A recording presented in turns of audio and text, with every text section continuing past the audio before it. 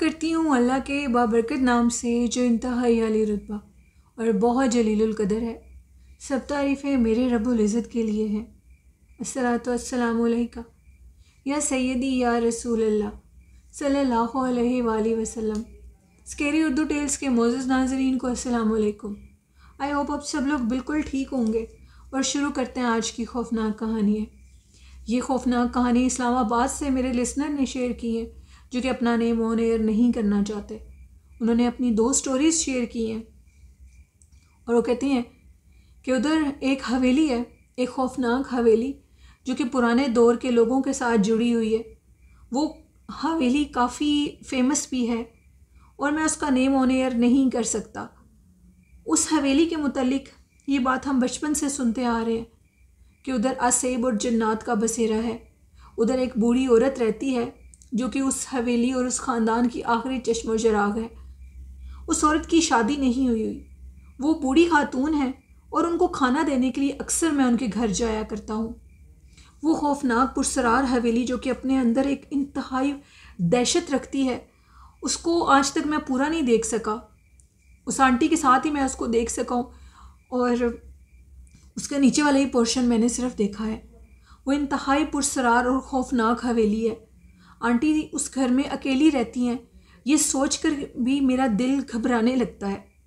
بھائی کہتے ہیں کہ میں اتنا ڈرتا ہوں اس حویلی کے اندر جانے سے۔ وہ آنٹی صرف اور صرف اس حویلی کے جو ڈرائنگ روم جو کہ باہر دروازے کی طرف اس کی ونڈو اور دروازہ کھلتا ہے، اسی کو یوز کرتی ہیں۔ پورا گھر بند ہے، لاک ہے، اور ادھر ان کا سامان وغیرہ بھی پڑا ہے۔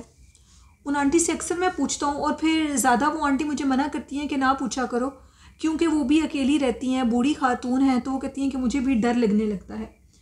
انہوں نے بتایا کہ اس حویلی میں بہت سے واقعات پیش آتے ہیں۔ وہ اپنے خاندان کی ایک واحد خاتون بچی ہیں جو کہ اس حویلی میں رہتی ہیں۔ ان کے اور بھی رشتہ دار ہیں، لیکن حویلی پرسرار اور عصیب زدہ ہونے کی وجہ سے وہ اس حویلی کے اندر نہیں رہتے۔ وہ کہتی ہیں کہ حویلی اتنی ہانٹیڈ ہے کہ یہاں پر جب میں رات کے ٹائم سو رہی ہوتی ہوں تو باہر واضح طور پر کوئی پائل پہنے چلتا ہے۔ ان کی حویلی کا کمرہ جس کے اندر ان کا صرف ایک بیڈ بچھا ہوا ہے، پرانے زمانے کا بیڈ، اور اس پہ وہ سوتی ہیں۔ ادھر ہی انہوں نے اپنا چولہا رکھا ہوا ہے، اور اسی کمرے کے ساتھ ان کا اٹیچ واش روم ہے، جس کے دروازے حویلی کے اندر کھلتا ہے، لیکن انہوں نے اس کو لاک لگا کر بند کر دیا ہے۔ حویلی کے اندر وہ صرف 2 سے 3 دفعہ گئی ہیں کافی عرصے کے بعد۔ کہتی ہیں کہ یہ لگا لو کہ 10 سال کے بعد میں نے حویلی کے اندرون دروازے کھولے ہیں، وہ بھی تب جب میں ان کو کھانا دینے جاتا تھا۔ میں اور میرے کچھ کزن اور میری امی، ہم لوگ حویلی دیکھنا چاہتے تھے، تو انہوں نے ہمیں حویلی کی چابیاں پکڑا دی اور کہا کہ یہ ان کمروں کی چابیاں ہیں اور تم لوگ خود دیکھ لو۔ میری ہمت نہیں ہے زیادہ چلنے کی۔ وہ آنٹی کہتی ہیں کہ جب میں بالکل جوان تھی اور اس حویلی کے اندر رہتی تھی تو میرے اور بھی رشتہ دار اس حویلی میں رہتے تھے۔ ان کا کہنا تھا کہ اس میں رہنا دشوار ہے، یہاں کا عصیب ایک دوسرے کے روپ میں نظر آتا ہے۔ وہ آنٹی کہتی تھیں کہ ہمارے ساتھ یہ واقعہ پیش آتے ہیں کہ جیسے ہم لوگ اکٹھے سب سوئے ہوئے ہیں تو ہمارے سامنے ہمارے ہی شکل کا ایک شخص کھڑا ہوتا تھا، جس کو دیکھ کر انسان خوف زدہ ہو جاتا تھا۔ وہ اتنا ڈرتا تھا کہ اس کے حال برے ہو جاتے تھے۔ کہتے ہیں کہ اس طرح کے خوفناک واقعات ہمارے ساتھ پیش آتے تھے۔ وہ جو ہمارے باقی رشتہ دار اس حویلی کے اندر رہتے تھے، انہوں نے پھر اس حویلی کو چھوڑ دیا اور یہ کہا کہ ادھر رہنا دشوار ہے، ہم ادھر سے جانا چاہتے ہیں۔ 10 سے 15 سال ان کو ادھر لگ گئے ہیں جانے میں۔ تو اس کے بعد میں اس حویلی کے دروازوں کو کھول کر نہیں دیکھا، کیونکہ جب میں ادھر سوئی ہوتی ہوں تو باہر بہت سے ایسے پرسرار واقعات پیش آتے ہیں۔ کوئی میرے دروازے کو ساری رات بجاتا ہے۔ پہلے تو یہ چیز بہت مشکل تھی میرے لیے، وہ کہتی ہیں، لیکن پھر وقت کے ساتھ ساتھ میں نے اکیلے رہنا تھا اور مجھے اس چیز کی عادت ڈالنی تھی۔ کوئی عورت ساری رات دروازہ کھٹکھٹاتی تھی، اور ان کا نام بانو تھا، اور کہتی تھی کہ بانو باجی دروازہ کھولو۔ مجھے باجی کہتے تھے سب۔ جب میرے والدین زندہ تھے، میرے بہن بھائی زندہ تھے، تو وہ مجھے بانو باجی کہتی تھے، تو وہ مجھے بانو باجی کے نام سے بلاتی تھی اور کہتی تھی کہ دروازہ کھولو۔ بہت کم جب میں حویلی کے اندرونی حصے یعنی اپنے کمرے کا دروازہ کھول کر جس ڈرائنگ روم میں وہ رہتی ہیں اس کو کھول کر اکثر صحن میں جانا پڑتا تھا کپڑے سکھانے کے لیے، جو ڈالتی تھی میں صحن کے اندر، کیونکہ میں کمروں میں تو جاتی نہیں تھی۔ تو ایک دفعہ اس طرح ہوا کہ ایک عورت مجھے کھڑی ہوئی دکھائی دی جو کہ سیڑھیوں کے درمیان میں کھڑی تھی، اور اس کی کمر تھی میری طرف. وہ منظر اتنا دہشت ناک تھا کہ بانو آنٹی کہتی ہیں کہ میں نیچے گری اور بے ہوش ہو گئی. کیونکہ ان کے آگے پیچھے کوئی نہیں تھا, رشتہ دار بھی اتنا نہیں آتے جاتے تھے. تو کچھ ایک دن کے بعد وہ کہتی ہیں کہ مجھے ہوش آئی, کیونکہ میں جب گری تھی تو ٹائم دن 10 بجے کا تھا, اور جب مجھے ہوش آئی تو فجر کی اذانیں ہو رہی تھیں.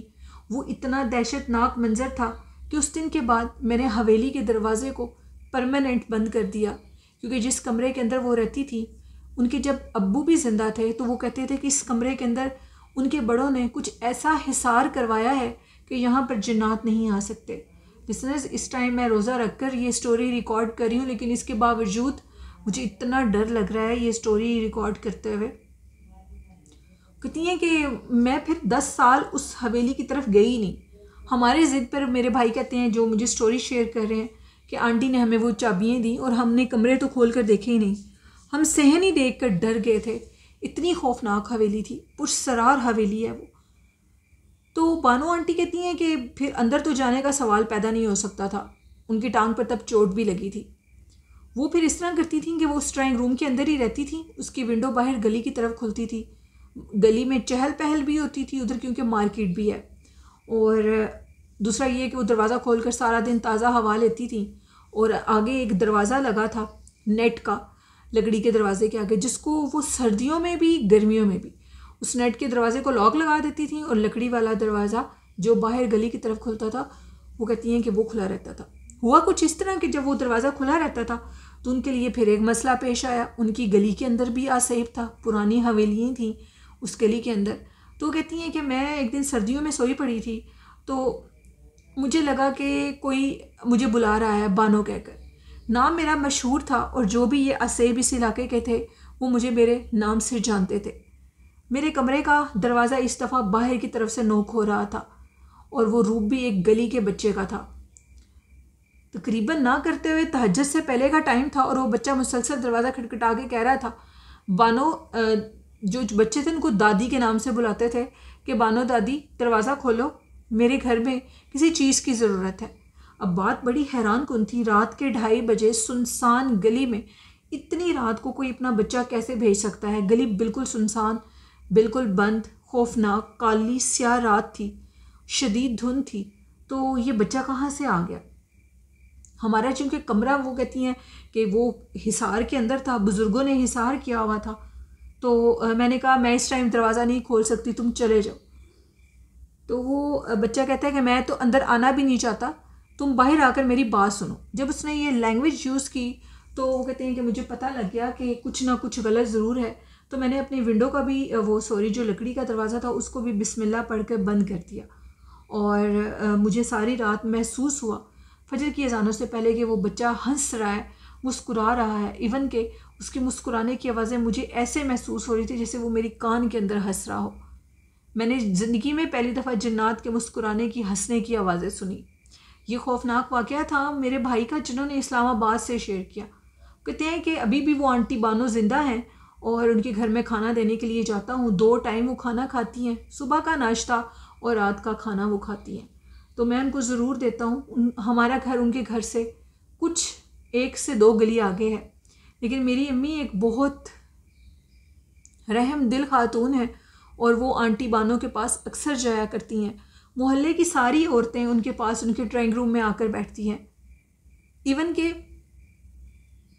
کہتی ہیں کہ رات 10 بجے تک ان کے اس ڈرائنگ روم کے اندر عورتوں کا رش رہتا ہے. عورتیں آتی ہیں, جاتی ہیں, بیٹھتی ہیں ان کے پاس.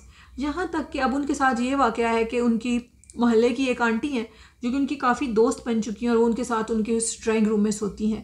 ان آنٹی کی اس ٹائم ایج 75 کے راؤنڈ اباؤٹ ہوگی, اور وہ ماشاءاللہ ابھی بھی دیکھنے میں بالکل تندرست ہیں, اور اس حویلی میں رہتی ہیں. اور اللہ پاک ان کو زندگی دے. میں اگر ہو سکا تو اس حویلی کی تصاویر آپ کے ساتھ باہر سے شیئر کروں گا, کیونکہ اندر جانے کی میری ہمت نہیں ہے.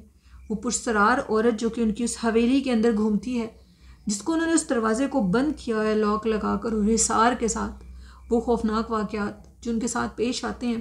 ان کے ساتھ سونے والی وہ جو آنٹی ہیں جو ہمارے ہی محلے کی ہیں, ان کے مطابق بھی رات کے ٹائم ضرور بانو آنٹی کا باہر سے دروازہ نوک ہوتا ہے, اور عورت کہتی ہے کہ بانو باجی دروازہ کھولو. ان کے گھر والے, ان کے بہن بھائی ان کو بانو باجی کہتی تھی. ایون کیا وہ آنٹی بانو کہتی ہیں کہ ان کے ابو بھی ان کو بانو باجی ہی کہنے لگ گئے تھے جب ان کے دوسرے بہن بھائی کہتے تھے. تو یہ خوفناک واقعہ تھا میرے بھائی کا. بہت شکریہ جو آپ نے اسلام آباد سے شیئر کیا. یہ تھی آج کی خوفناک کہانیاں. میرے لسنرز کو کیسی لگیں اپنا فیڈ بیک مجھے ضرور دیجیے گا. اور آخر میں کہنا چاہوں گی کہ حضور نبی کریم صلی اللہ علیہ وآلہ وسلم پر درود و سلام پڑھیں, ان سے محبت کریں, ان سے پیار کریں, نماز پڑھیں, طہارت کی حالت میں رہیں, قرآن پاک پڑھیں, اور والدین جیسی خوبصورت نعمت کی قدر کریں, بزرگوں کا احترام اور چھوٹوں پر شفقت کریں. دنیا ختم ہونے والی چیز ہے اور ہم بھی فانی ہیں, اس لیے اس فانی دنیا میں مسافر بن کر انسان کو رہنا چاہیے, نہ کہ ظالم بن کر اور ہمیشہ کے مقیم بن کر. آئی ہوپ میرے لسنرز عمل کریں گے اس بات پر. اسی کے ساتھ اپنی ہوسٹ نیلم ویر کو اجازت دیجیے. مجھے میرے والدین کو اپنی ڈھیروں دعاؤں میں یاد رکھیے گا. اپنے والدین کا, اپنے گھر والوں کا خیال رکھیے گا. اللہ حافظ.